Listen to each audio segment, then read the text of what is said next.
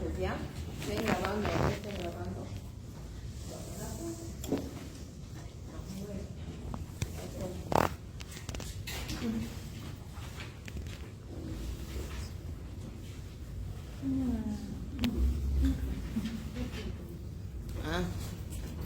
Pues si van a hacer otra cosa, vayan nomás a hacer otra cosa. Igual nos van a dar trabajo.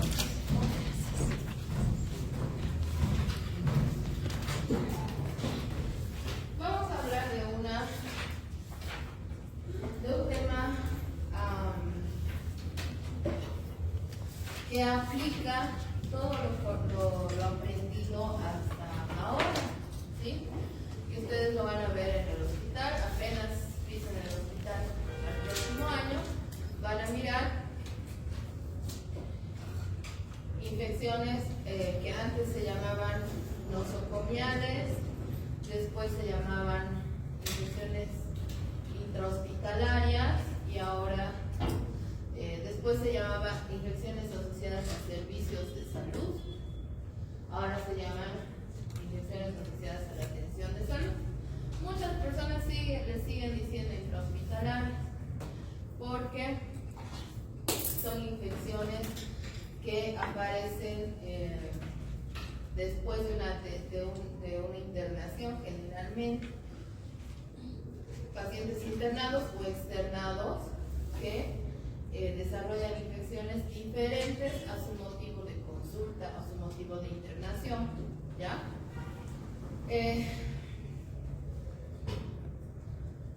Lo que vamos a ver acá es lo básico, ¿sí? Las generalidades.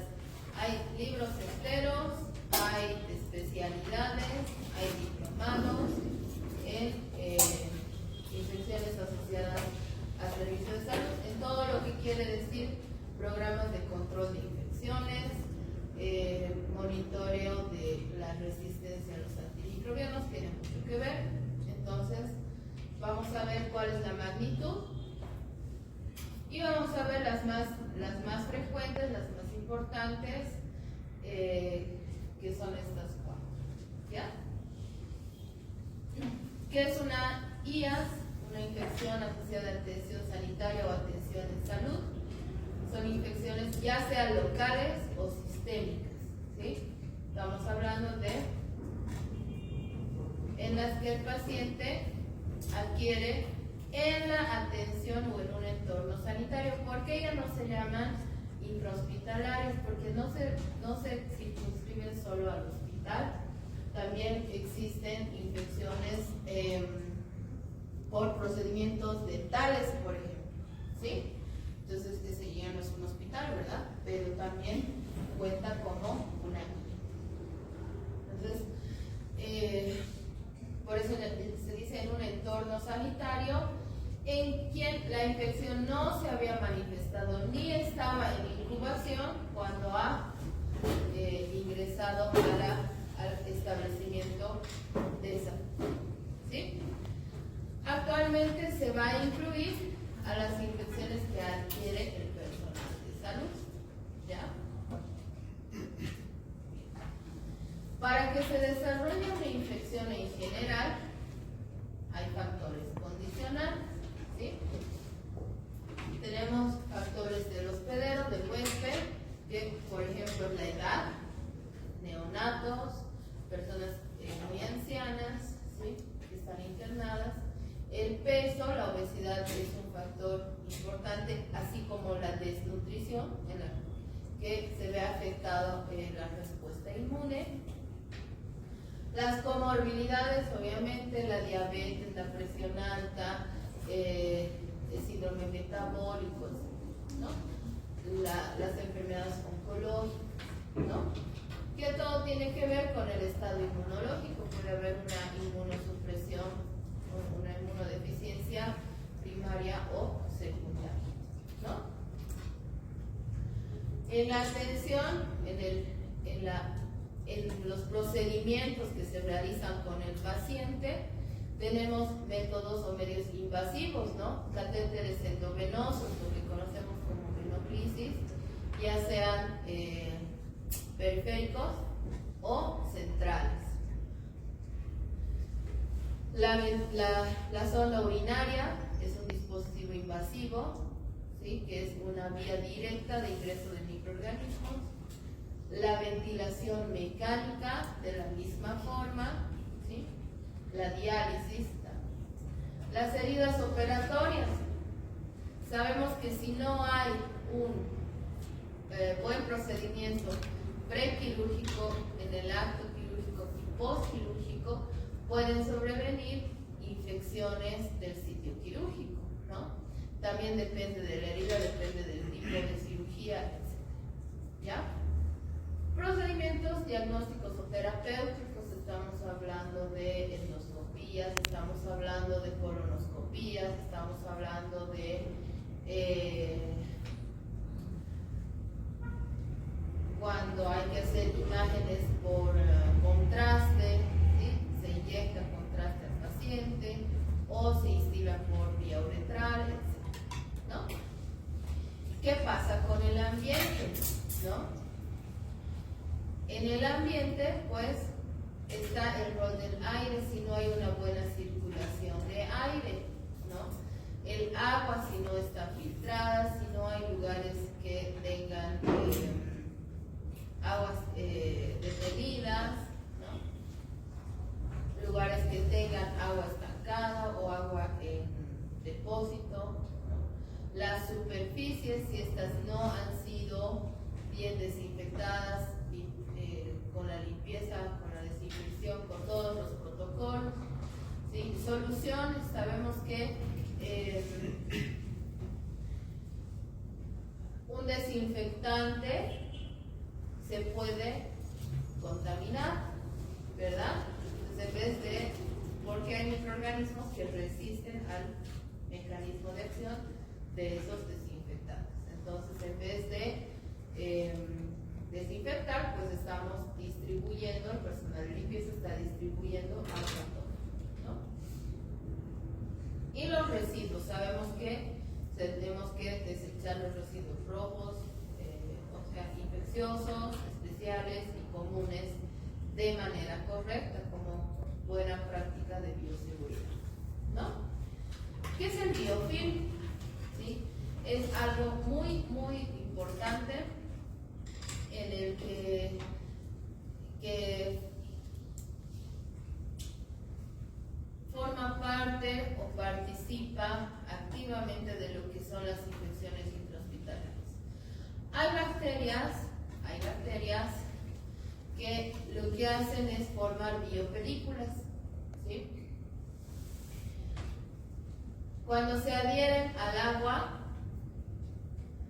a la superficie, a una superficie, vamos a hablar de superficie como, por ejemplo, la cara interna del ventilador, del tubo del ventilador mecánico, ¿ya?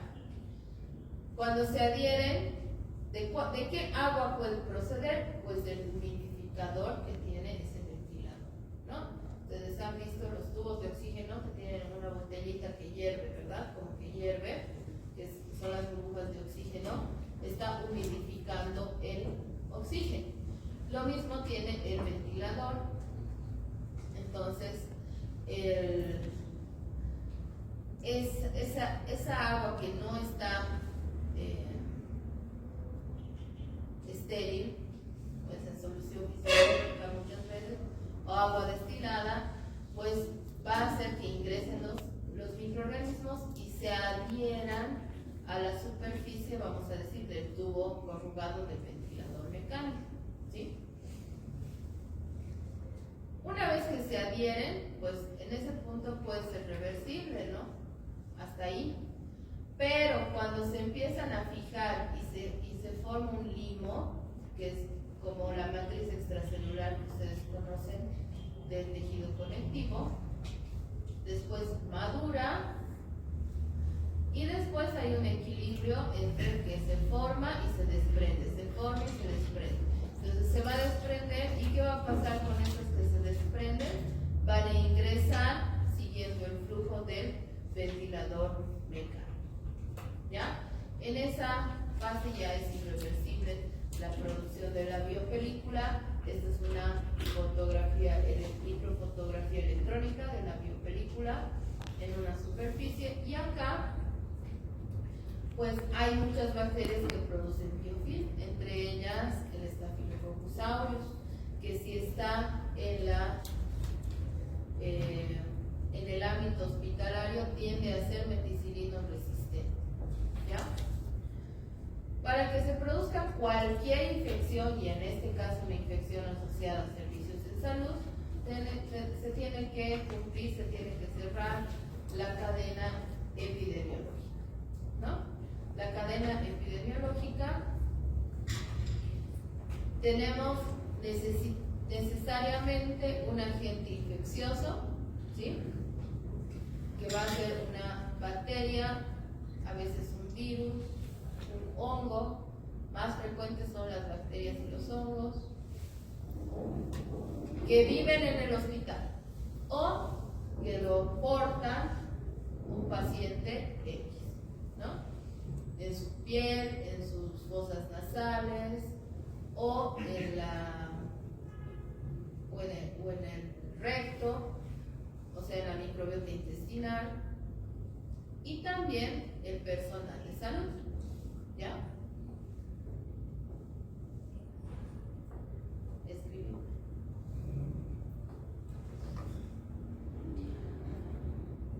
¿Dónde va a estar? Les decía, en un reservorio. Un reservorio puede ser el animado, un reservorio animado, que es el personal de salud, otro paciente, ¿no? El mismo paciente puede ser portador de su bacteria, ¿ya? Si está internado mucho tiempo. Un reservorio inanimado, tenemos los lavabos, si no son bien lavados o bien desinfectados, las fuentes de agua, les decía, los desinfectantes que tienen que ser preparados al día, ¿verdad? Y si no, pues son susceptibles a colonizarse por microorganismos. Una puerta de salida, ¿no? Una puerta de salida que puede ser aérea, paciente o personal de salud que tenga estafilococos meticilinos resistentes en la nariz, ¿no? Las manos, una persona que ha ido al baño y no se ha lavado las manos, o ha tocado a otro paciente y no se ha lavado las manos, ¿sí? Ese es el modo de transmisión, ¿verdad? Aérea, por contacto, ¿sí? Etc. Tiene que haber una puerta de entrada del huésped, que puede ser en este caso la vía aérea por el ventilador mecánico, puede ser la vía urinaria para la sonda urinaria, puede ser la vía transcutánea para los catéteres, y puede ser las heridas operatorias, ¿no? A través de la herida operatoria. Y obviamente este huésped tiene que ser susceptible, ¿no? ¿Cómo es susceptible? Pues tiene la edad de riesgo, tiene otros factores de riesgo, etc. ¿Ya? Las más comunes, las neumonías asociadas a ventilación mecánica, las infecciones de sitio quirúrgico, las infecciones de tracto urinario, y acá están las endometritis por parto vaginal, esto en las maternidades, ¿sí? O también por cesárea, dependiendo del microorganismo, también depende del tipo de parto. Las ventriculitis, mediatitis, conjuntivitis, plebitis, infecciosas, estas son las infecciones de las venas, ¿no? Cuando son pinchadas sin las medidas de asepsia, ¿no? Infecciones de las lesiones por presión, puede ser de las úlceras por decúbito, ¿sí? Que son úlceras de presión. Ya. Estamos hablando de un problema de salud que afecta a millones de personas en el mundo. Solo en Estados Unidos 2 millones de personas adquieren una infección y de ellas 100,000 van a fallecer, ¿ya? nosotros vamos al hospital, nuestros familiares ingresan por un infarto o por una fractura de tobillo, ¿verdad? Si es de infarto, va a ir a terapia intensiva a unidad coronaria, ¿no? Terapia intensiva. ¿Qué le van a poner en terapia intensiva? Catéteres, sonda urinaria y si le han operado y demás, ventilador mecánico, ¿no? Le van a intubar. Fruto de esa ventilación mecánica ha adquirido una neumonía asociada a ventilación mecánica, una neumonía intrahospitalaria, ¿no? Y ha hecho un paro, ha hecho una sepsis, ha hecho un paro cardiorrespiratorio y se ha muerto. Motivo de ingreso, infarto de miocardio, ¿no? ¿Qué dice en el certificado de defunción? Motivo de muerte, paro cardiorrespiratorio. ¿De toditos? Paro cardiorrespiratorio. ¿Por qué?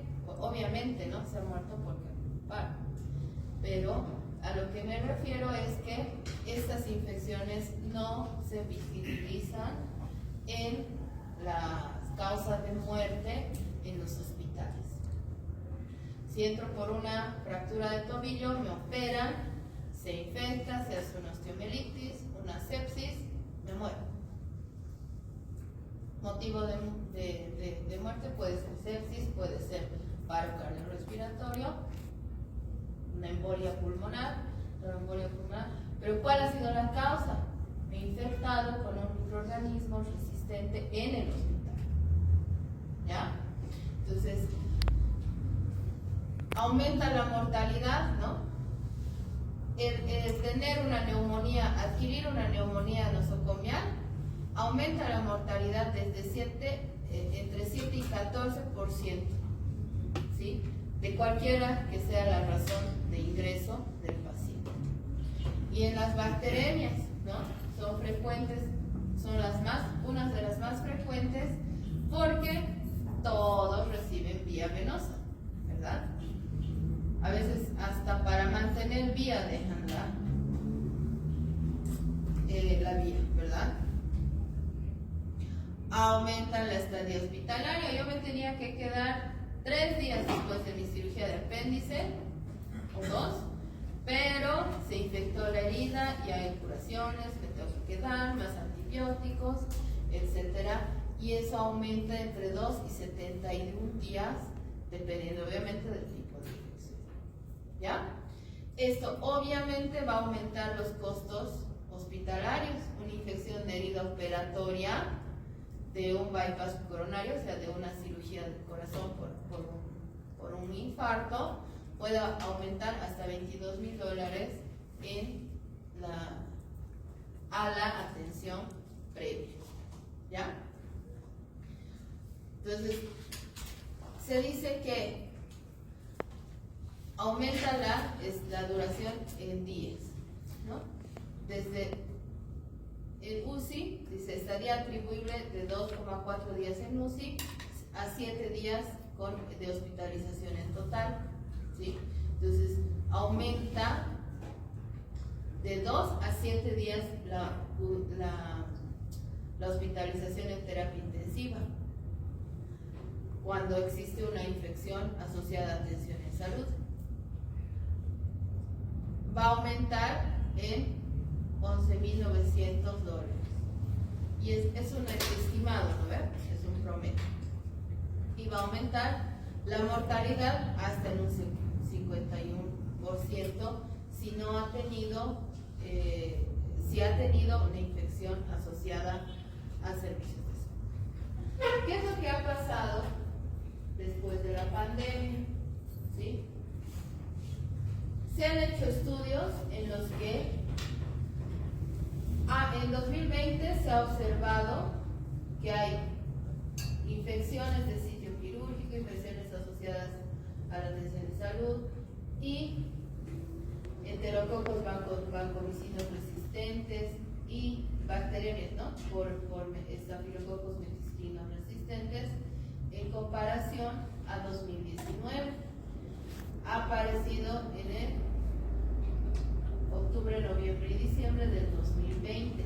Han aumentado las infecciones hospitalarias o asociadas a servicios de salud, ¿sí?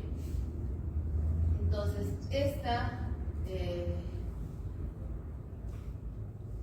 fíjense que han aumentado, por ejemplo, el enterococo vancomicino resistente ha aumentado 45% en todos los tipos de localizaciones. Este es un estudio realizado en 2020, ¿ya? Entonces, ¿por qué? Porque ha habido más internaciones, sí, pero también ha habido mucho más uso de antimicrobianos, ¿ya? Entonces, ¿cómo se previene? En general, la higiene de manos es, con nivel de evidencia alto, la mejor forma de prevenir las infecciones asociadas a servicios de salud, ¿sí? El uso correcto del equipo de protección personal, ¿no? El usar barbijo donde tengo que usar barbijo, el usar los guantes adecuados y en el momento que tengo que utilizar, la higiene respiratoria, ¿sí? Cuando detecto un paciente que está tosiendo, pues le pongo barbijo, no me pongo yo, ¿no? Puedo usarlo, ¿no? Pero para lo que sirve el barbijo es para aislar al que está tosiendo, ¿sí? Para contener sus gotitas respiratorias. Prevención de pinchazos, esto con un buen entrenamiento del personal, para que no se esté pinchando en los procedimientos. Esto es fundamental, es tener una buena limpieza ambiental, un cronograma de limpieza, un responsable de supervisar que estén bien desinfectadas y limpias las superficies, los ambientes, los baños, porque sabemos, ya llevamos hormonas, ¿no?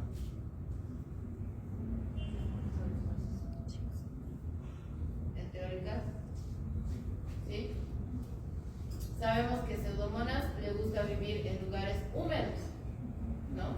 Entonces, si yo limpio un baño con el mismo trapeador o el piso, con el mismo trapeador húmedo de ayer, de anteayer, ahí se están multiplicando las Pseudomonas, ¿ya? Y lo que estoy haciendo es dispersarlas. Sabemos que las Pseudomonas son de ambientes húmedos. El Acinetobacter baumannii es de ambientes secos, ¿no? Si no están las superficies, los mesones, las mesas de noche de los pacientes, las camas, etcétera, desinfectadas adecuadamente, limpias y desinfectadas, también va a haber problemas, ¿no? El manejo adecuado de la ropa blanca, estamos hablando de la ropa de cama, ¿no? De los pacientes.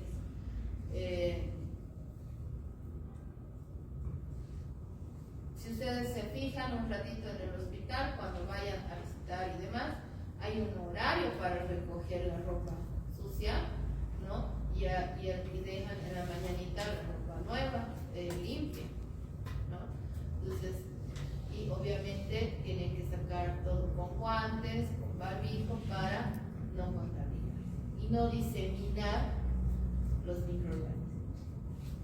Obviamente la eliminación de desechos, todo lo que es prevención de infecciones está ligado a lo que es bioseguridad, ¿sí?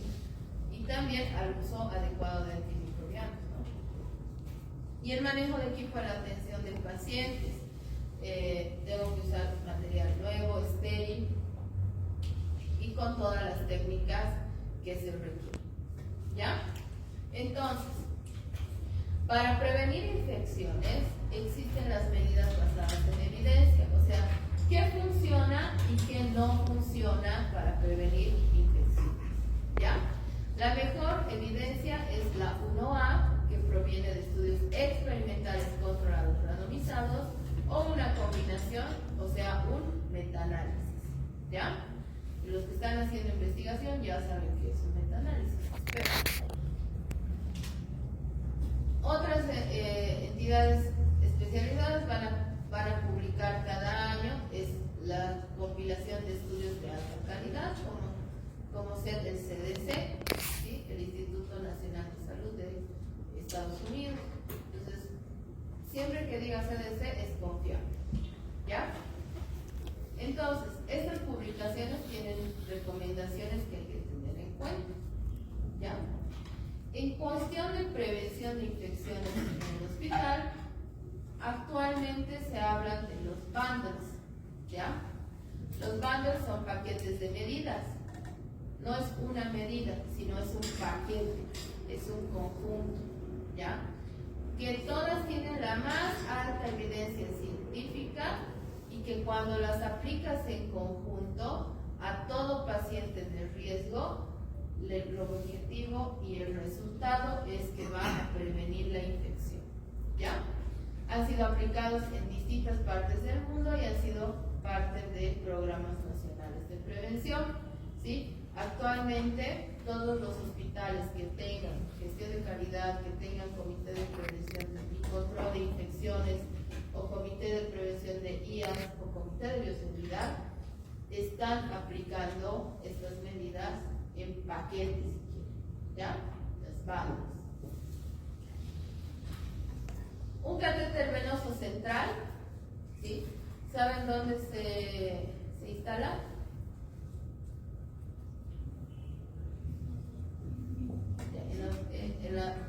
No directo a la vena cava, pero ¿por dónde? Llega a la vena cava, ¿a dónde llega? A la aurícula derecha, ¿ve? Pero ¿por dónde? Ingresa. ¿Vena? Subclavia, gracias. Entonces va a ingresar por la subclavia, que es de mayor calibre, por eso se utiliza para que ingresen más rápido a veces los líquidos, sea más estable, etc. Llegue directo al corazón, ¿ya? Entonces, termina en el corazón o en un gran vaso. Estos se pueden colonizar por varias vías y pueden provocar bacterias. Si está llegando directo a los grandes vasos, y es una vía directa de contaminación y de infección para los pacientes y puede provocar desde bacterias primarias hasta sepsis clínicas, ¿ya? Entonces, ¿quiénes son predominantes? Los cocos gram positivos, los bacilos gram negativos, incluso los hongos, ¿ya? ¿Cómo llega un coco gram positivo hasta ahí? Pues proviene de la piel, ¿sí? Si no se ha realizado una antisepsia rigurosa antes de instalar el catéter, hay ingreso de cocos gram positivos que están en la piel, ¿no?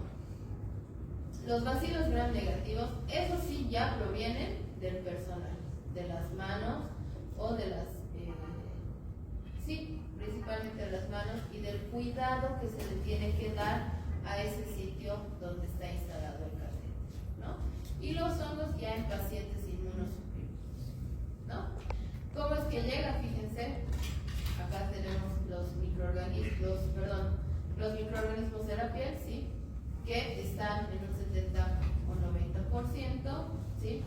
Y fíjense, todos los lugares donde hay circulitos es donde hay microorganismos, ¿ya? El 90% están en la piel. En esta conexión, fíjense que es un catéter de doble vía, ¿sí?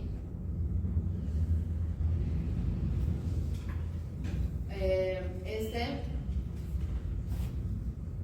es responsable del 50% de las infecciones cuando está contaminada, ¿sí?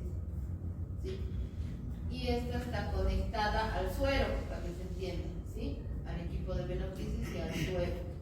Entonces, a veces la solución está contaminada, ¿ya? Y eso es ya menos frecuente. Entonces, fíjense, todos los microorganismos que hay en la piel pueden ingresar por el sitio de punción, ¿sí? O por acá, o provenientes de la conexión pero principalmente son los de la piel. ¿Ya? Y pueden llegar hasta la vena y por vía hematógena también pueden llegar. ¿Sí? Este es un catéter y estas son las bacterias que se han pegado al catéter, ¿sí? Que forman biopelículas. ¿Ya? Entonces, ¿cómo yo determino que este paciente tiene una infección de torrente sanguíneo? Una bacteriemia, una septicemia. Porque tiene, por ejemplo, dos de los siguientes: fiebre mayor de 38, escalofríos, hipotensión, más un hemocultivo positivo a un germen patógeno. ¿Sí? También puede ser fiebre mayor a 38, escalofríos, hipotensión, más dos hemocultivos contaminantes o un diagnóstico clínico y un tratamiento instable. Pero en niños chiquitos menores de 1 año tiene que tener fiebre o hipotermia, apnea o bradicardia, más dos hemocultivos positivos que tengan contaminantes de la piel como causantes y un diagnóstico clínico y tratamiento instable. ¿Ya? Entonces hay criterios para decir si este es o no. ¿Ya? Para la prevención de las infecciones de torrente sanguíneo, este es un catéter venoso central. ¿Ya? ¿Cómo se previene? Antes de insertar el catéter, higiene de manos. Evidencia 1A, funciona. Uso de barreras, bata, gorro, mascarilla, o sea, barbijo y guantes. Funciona. ¿Ya? Uso de punto subclavio en vez de yugular o femoral porque es menos contaminante. ¿Sí? Por los pliegues. A veces ayuda la ecografía para insertar, pero sabemos que eso no hay acá, ¿verdad? Limpieza del punto de inserción con clorhexidina o con tintura de yodo o alcohol al 70 también funciona para realizar la antisepsia y eliminar la microbiota normal de la piel que está en ese lugar. ¿Sí? Uso de gasas estériles, apósitos estériles, semipermeables. ¿Sí? Porque si yo cierro esto, impermeabilizo, sabemos que la microbiota va a volver a crecer y va a proliferar y ahí sí que se infecta peor, ¿no? Ahora hay apósitos con parches de clorhexidina, ¿sí? Han debido ver los amarillitos, ¿verdad?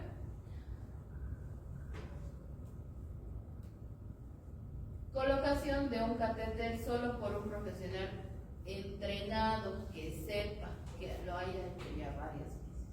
¿Ya?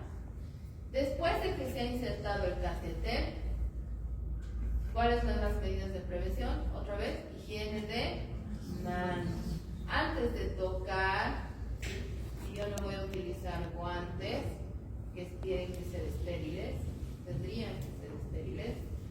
Si yo voy a administrar medicamentos, voy a medir presión venosa central, etcétera, tengo que lavarme las manos o utilizar solución alcohólica.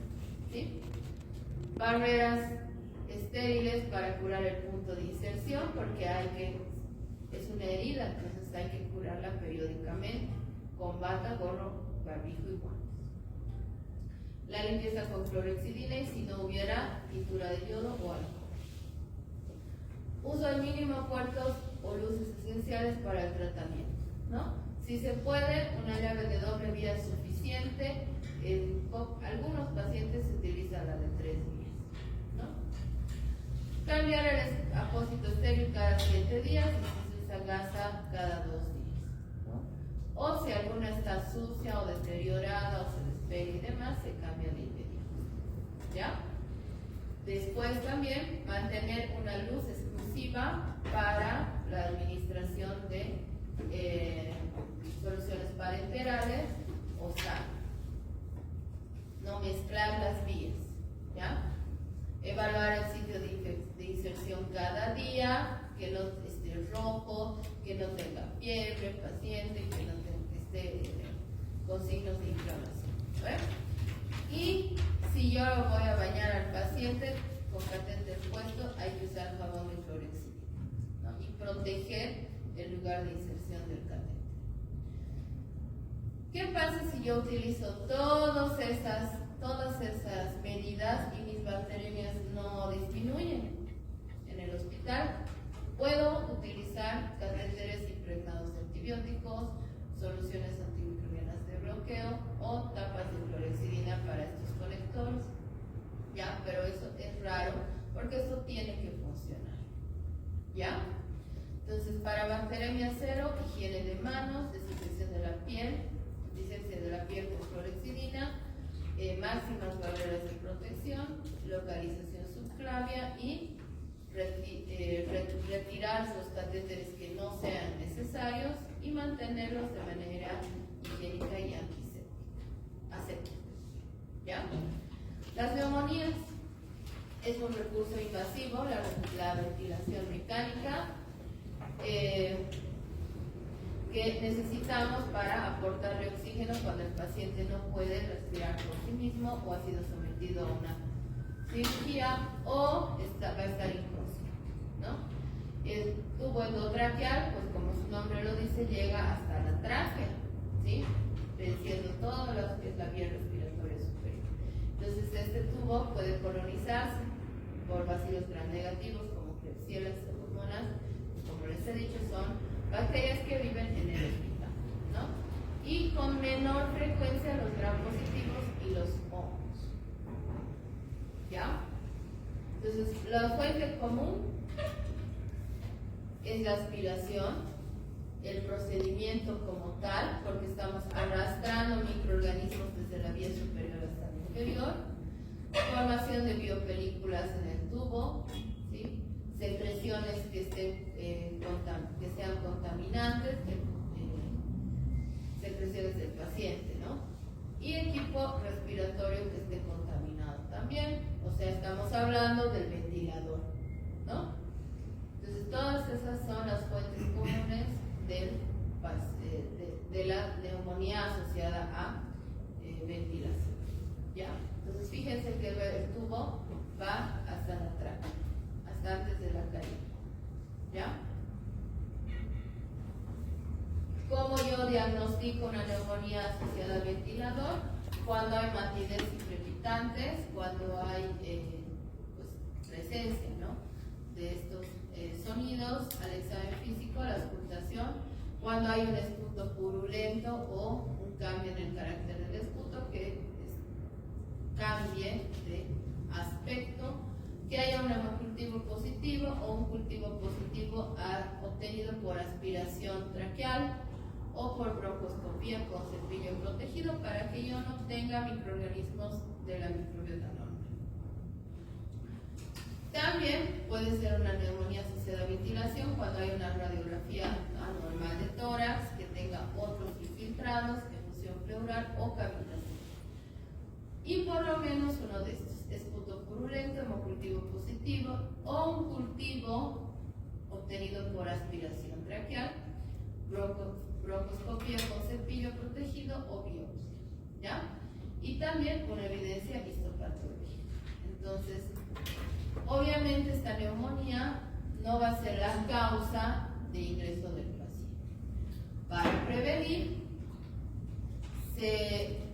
siempre que se pueda, hay que elegir usar ventilaciones no invasivas, ¿sí?, en algunos pacientes, y manejar al paciente intubado sin sedación cuando sea posible. La higiene de manos, alta evidencia, ¿sí?, elevar la cabecera de la cama 30 a 45 grados para que no se acumulen las secreciones en los lóbulos superiores de los pulmones. Descontaminación bucal con clorexidina, esto todos los días las enfermeras tienen que asear la boca del paciente con clorexidina para disminuir la microbiota que vaya a ingresar, ¿no? Evaluar diariamente para tratar de extubarlo, ¿no? La idea es disminuir los días que esté intubado. interrupción diaria de la sedación en ventilación y evaluar que respire espontáneamente. Cambiar el circuito solo si está visiblemente sucio o no está funcionando. ¿Sí? También facilitar la movilización temprana, aspiración subglótica. Esto no tiene un buen nivel de evidencia, pero también se recomienda como parte del tratamiento, ¿no? Descontaminación del tubo digestivo con antibióticos orales, también selectiva, ¿no? No a todos. Control de la presión ¿qué se llama esto? El aparato que... ¿Qué? Tensión, es el que me mide la tensión, ¿no? Una traqueotomía en pacientes seleccionados también para evitar que ingrese el tubo desde la boca, ¿no? Posición prona, pero tiene baja evidencia, ¿no? Veían a los pacientes con COVID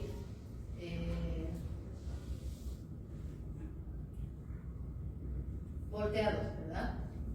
Posición prona, boca abajo, eso tiene. Profilaxis de úlceras por estrés, esto no tiene mucho que ver con la neumonía. Instilación de solución salina antes de la solución traqueal, tampoco se recomienda. ¿Ya? Estos pacientes tienden a acumular secreciones y se les aspira cada cierto tiempo. Entonces, cuando vamos a aspirar, también es un momento crítico en el que se puede provocar la infección. ¿Ya? Entonces, higiene de manos, uso de barreras, uso de sondas estériles para cada vez que voy a aspirar, hiperoxigenación, evitar que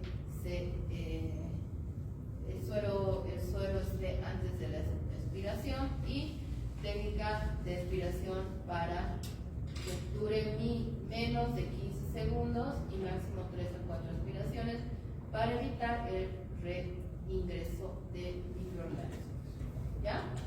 Entonces, para neumonía cero se resume en estas medidas, no se los voy a leer porque ustedes saben leer, pero la higiene estricta de manos es una de las más importantes, pero para eso tenemos que tener un personal formado y entrenado en la manipulación de la vía aérea. ¿Ya? Esta es una sonda urinaria, una sonda Foley. El catéter urinario permanente está instalado en la vejiga para fines terapéuticos, ¿sí? Medir la diuresis, a veces tienen hiperplasia de próstata, por lo tanto no pueden miccionar y va directo a la bolsita, o ha tenido una cirugía de pelvis, una cirugía de próstata, cirugía de vejiga, cesárea, y tienen su zona, ¿no? Pero cuando es permanente, también en los que están en terapia intensiva, y ahí se van a colonizar, ¿sí? Obviamente, ya sea por fuera o por dentro. ¿Quiénes van a predominar? E. coli, principalmente por el sitio, ¿verdad? Sitio anatómico. Y después los focos gram positivos y hongos. Esta infección temprana está dada por inoculación, porque en la instalación de la sonda pues no he realizado bien la asepsia y no he han ingresado microorganismos directamente. O tardía, cuando se han formado biopelículas. ¿Ya? Esto es en el extraluminal, por fuera de la sonda. Por dentro de la sonda, cuando se ha roto el sistema de drenaje cerrado, esto tiene que ser cerrado, ¿sí? O se ha contaminado la bolsa colectora de orina, ¿sí? Pero está conectada a la sonda, está conectada a una bolsa colectora. Las infecciones de tracto urinario asociadas a catéter urinario permanente tienen que tener fiebre, disuria, frecuencia urinaria, dolor suprapúbico, una de estos, más un urocultivo positivo. O dos síntomas de esta categoría, más piuria, esto es en el examen general de orina, o un gram que tenga de orina, de sedimento, obviamente, que tenga presencia de bacterias, o gram positivas, o dos urocultivos positivos al mismo germen, mayor a 100 unidades formadoras de colonias. Esto es para intrahospitalario, ¿ya? Y menor a 5 si el paciente recibe antibiótico, un diagnóstico clínico de infección de tracto urinario o un tratamiento con la sospecha, ¿ya? Para prevenir, aquí me ha faltado el título, para prevenir se debe insertar la sonda solo por personal entrenado que realice los pasos de acuerdo al protocolo, la antisepsia, etc. Que inserte solo en los casos estrictamente necesarios, no a todos. Higiene de manos, evaluar diariamente la necesidad de la sonda y ver si se puede retirar. No cambiar rutinariamente, ¿sí? No hay un número de días para el cambio, ¿no? Uso de técnica séptica y mantener el sistema cerrado, ¿ya? También hay que evaluar métodos alternativos. Hay un sondaje con condón para evitar introducir los microorganismos. En este caso es solo para medir la diuresis cuando el paciente controla el esfínter y no tiene estenosis uretral o no ha realizado una cirugía a nivel de la uretra, ¿sí? Higiene rutinaria del meato, no con antisépticos, solo higiene. Fijar bien la sonda, mantener sin obstrucción el flujo, ¿sí? Para que no se queden ahí el sedimento, y es donde se forman las biopelículas. Obtener muestras de orina en forma séptica, a veces es una forma de obtener muestras, ¿verdad? Y desocupar la bolsa colectora regularmente, individual, en un recipiente individual para cada paciente, y evitar que el drenaje toque el recipiente, ¿ya? Hay unas sondas que están cubiertas de platos u otro antiséptico, pero no han disminuido las infecciones. Tampoco hay que poner cremas antisépticas, porque sabemos que la microbiota va a volver a colonizar, ¿sí? Para disminuir el uso de sonda, los días de uso de sonda, hay un protocolo específico para remover la sonda después de la operación. Uso de ecografías para el control postoperatorio y descartar la retención urinaria para que el paciente ya pueda reeducar la vejiga, y entregar recordatorios para la continuidad del uso de sonda. Entonces, para prevenir, asegurar la indicación, o sea que si necesite ese paciente sonda, no de manera innecesaria. Insertar de manera aséptica, mantener el sistema de drenaje cerrado, el circuito permeable, siempre poner la bolsa por debajo de la vejiga, esto es generalmente a nivel de la cama, ¿no?, del paciente. Evaluar la necesidad y retirar cuando no sea necesario. Finalmente, las infecciones de sitio quirúrgico, en todas las especialidades quirúrgicas, son una complicación. Pueden comprometer una o más capas de la piel hasta llegar a órganos incluso, dependiendo de la infección, ¿no? Aparecen luego de varios días de la cirugía, y en caso de prótesis articulares puede hasta un año tardar en aparecer una infección asociada a los servicios de salud, ¿no? Los más comunes, obviamente, los estafilococcus, que es en la piel, y luego los bacilos gram-negativos, ¿ya? Los microorganismos que colonizan y después causan la infección de la herida operatoria, fíjense que la mayoría es del mismo paciente, su microbiota, ¿sí? Pero después, en frecuencia, está el personal de salud, ¿sí?, que no se ha lavado bien las manos, que realizan curaciones así nomás, ¿no?, que no cuidan los apósitos, etc., ¿no? Del equipo que no haya estado bien esterilizado, no tenga un buen control de esterilidad,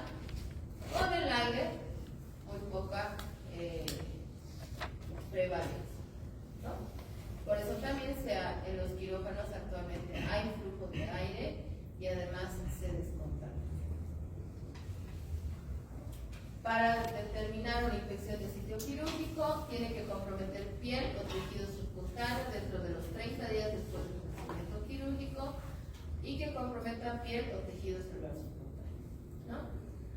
Drenaje purulento, aquí se escapa la D, de la incisión superficial, microorganismos aislados en un cultivo, de un fluido o de tejido, y al menos uno de los signos de infección, dolor, hinchazón localizada, enrojecimiento, calor. Y si la incisión es abierta por el cirujano, que sea negativa al cultivo, ¿ya? Entonces, esto es importante saber que las heridas operatorias pues, no tienen que, si bien están rojitas al principio, tienen que ir disminuyendo, tienen que ir curando, no al contrario, ¿ya? También que la infección esté dentro de los 30 días, ¿verdad? Que si no se deja un implante, ¿no? Que la infección se presente dentro de los 30 días posteriores al procedimiento si no se deja un implante en el lugar. O dentro de un año si hay un implante y la infección parece estar relacionada con la cirugía y que comprometa tejidos blandos profundos como fascias o capas musculares. Esto aplica más para traumatología, ¿verdad?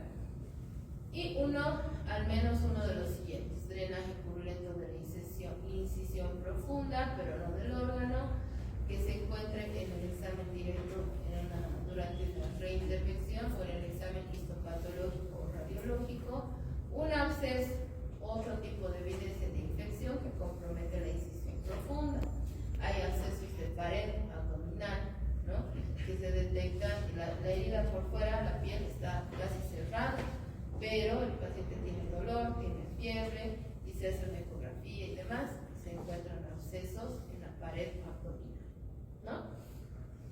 Que sea diagnóstico hecho por un cirujano o un médico tratante y que haya dehiscencia de la incisión profunda, o sea, se abra la incisión profunda, ¿no? Y el cultivo sea positivo porque hay secreción, ¿ya? Para disminuir, para prevenir las infecciones de sitio quirúrgico, se ha dicho que hay que disminuir los niveles de hemoglobina glicosilada en pacientes diabéticos. Por eso, pacientes con diabetes tienen que tener bien controlada su hemoglobina glicosilada antes de las cirugías. Reducir peso, estimular la suspensión de cigarrillos 30 días antes de la cirugía, cuando se puede programar, ¿no? El baño previo con clorhexidina funciona, ¿sí? El despistaje y descolonización del paciente portador de MRSA, de estafilococo meticilino resistente, si es que se detecta, ¿no? Ahora, es muy frecuente, era muy frecuente la rasurada, ¿no? La tricotomía. Se ha demostrado que eso incrementa porque se hacen microabrasiones, ¿no? Los chicos que se afeitan saben, ¿ver? Se hacen microheridas y encima abres esas microheridas se colonizan, ¿no? Encima realiza la cirugía y hay una sobreinfección, ¿no? Entonces, solo quitar el vello que interfiere con la cirugía y recortar, no afeitar, y esa es la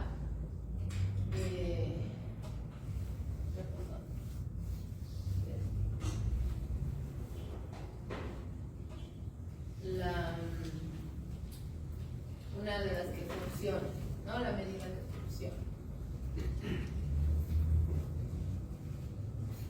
Dice que ya es hora, mi control. Ya, cállate.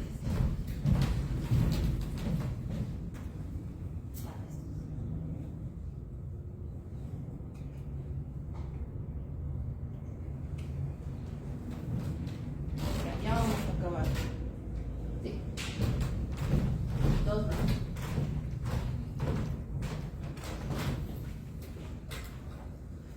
Para prevenir durante la cirugía, lo que se hace es un lavado quirúrgico del cirujano y de todo el equipo, eso van a aprender al año. La preparación del paciente con antisépticos en base a clorhexidina, profilaxis antibiótica 1 hora antes de la cirugía y dosificar en caso de obesidad o cirugías mayores, ¿no? Esto está demostrado que funciona, pero no darle antibióticos un día antes, ¿no? Cada 8 horas, cada 4 horas, no sirve, ¿sí? 1 hora antes es suficiente. Principios de esterilidad y antisepsia, normotermia perioperatoria, o sea que no entre en hipotermia ni en hipertermia, puede ser a veces reacción a la anestesia, ¿no? Normoglicemia durante la cirugía y después de la cirugía en pacientes diabéticos, ¿ya? ¿Qué pasa en el quirófano? Hay factores en el quirófano. Minimizar el tráfico de las personas en la sala de operaciones. O sea, no tienen que estar entrando y saliendo a cada rato, ¿no? El uso de esterilización tipo flash no existe, o sea, no sirve. Las esterilizaciones rápidas. Los desinfectantes hospitalarios para limpiar tampoco, ¿ya? Para disminuir la infección quirúrgica, pues fíjense que se basa en esterilidad de los equipos, higiene de manos, adecuada profilaxis antibiótica, normotermia, normoglicemia, recorte de pelo. Si esto está bien, este es el paquete, pues ahí le aumentas uso de drenajes cerrados, reducir el tráfico o el tránsito del quirófano, técnica quirúrgica, antisepsia, esto ya es de los cirujanos, ¿verdad? Y después puede haber un screening de estafilococos, a veces hay hospitales que lo realizan, hiperoxigenación, control de comorbilidades y control del aire y baño previo con clorexidina, ¿ya?